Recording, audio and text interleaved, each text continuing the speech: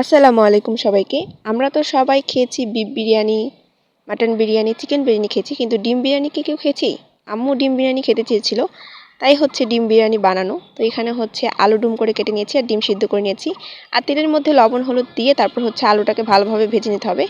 ভেজে তুলে নিয়ে তারপর ওই তেলের মধ্যে আবার ডিম ভেজে নিয়েছি। নেওয়ার পরেই তারপরে হচ্ছে আবার তেলের মধ্যেই দিয়েছি পেঁয়াজ। পেঁয়াজটা ভালো করে ভেজে তারপর একটু পানি দিয়ে নিয়েছি যাতে পেঁয়াজটা পুড়ে না যায়। তারপরে হচ্ছে জিরা, ধনিয়া বাটা, রসুন বাটা, আদা বাটা, তারপরে দিয়েছি হচ্ছে বাদাম বাটা, দিয়ে ভালোভাবে নেড়েচেড়ে কষিয়ে নিতে হবে। কষানোর পরে এখানে হচ্ছে হলুদ দিতে হবে একটু সামান্য পরিমাণ, তারপর দিচ্ছি লবণ। তারপরে হচ্ছে আবার নেড়েচেড়ে কষিয়ে তারপর সামান্য পরিমাণে একটু পানি দিতে হবে। আর ঘরে সব উপকরণ দিয়ে এটা বানিয়েছিলাম খুব সহজে। তারপরে হচ্ছে আম্মু এদিকে চালটাও ধুয়ে নিয়েছি, আর তারপরে দিয়ে দিলাম হচ্ছে মরিচের গুঁড়া, তারপরে দিয়ে দিলাম হচ্ছে বিরিয়ানি মশলা, দিয়ে আবার ভালোভাবে নেড়েচেড়ে পানি দিয়ে আবার কষাতে হবে। এদিকে আম্মু হচ্ছে ভাতটা যেহেতু সিদ্ধ করে নেবে চালটা, এখানে হচ্ছে পানিতে লবণ দিয়ে নিল। আর এদিকে হচ্ছে আমি আলুটাও দিয়ে দিলাম, আলুটা ভাজা আলুটা। তারপরে হচ্ছে দেওয়ার পরে এদিকে হচ্ছিল এইদিকে। আর এইদিকে হচ্ছে তারপরে দেওয়া হলো হচ্ছে পুদিনা পাতা, তারপরে ধনিয়া পাতা, যেহেতু চালটা সিদ্ধ করে নেবে পানিতে। দেওয়ার পরে হচ্ছে আমি একটা তেজপাতাও দিয়ে দিলাম। আর এদিকে ডিমটা এখন আমি দিয়ে দেবো এখানে।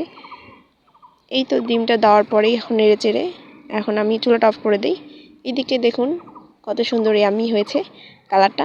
এদিকে হচ্ছে আম্মু একদম ভাতটাও সিদ্ধ করে নেয়, মানে চালটা যেহেতু দমে বসাবে। তারপরে হচ্ছে পাতিলে ঘি ব্রাশ করে তারপরে হচ্ছে এখানে ভাতটা দিয়ে তারপরে হচ্ছে এখন দিয়ে দিবে হচ্ছে সেই আলু এবং ডিমের হচ্ছে কারিটা। এখানে হচ্ছে স্টেপ বাই স্টেপ হচ্ছে ধাপে ধাপে দেওয়া হলো। দেওয়ার পরেই তারপরে হচ্ছে আবার ভাত দেওয়া হলো। দেওয়ার পরেই হচ্ছে আবার ডিম সেই কারিটা দেওয়া হলো। দেওয়ার পরেই এখন আপুরে হচ্ছে আবার ভাত দিবে। দিয়ে তারপরে হচ্ছে এখন আমি দিয়ে দিয়েছিলাম একটু কেওড়া জল।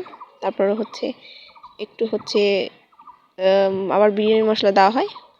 তারপরে হচ্ছে একটু বেরেস্তা দিয়ে তারপরে হচ্ছে এখন ঢেকে দমে বসিয়ে দেওয়া হয় এরকম। তো আধা ঘন্টা দমে বসিয়ে দেওয়া হয়, আধা ঘন্টা না 25 মিনিট দেওয়া হয়েছিল। তারপরে এই তো একদম বিরিয়ানি রেডি।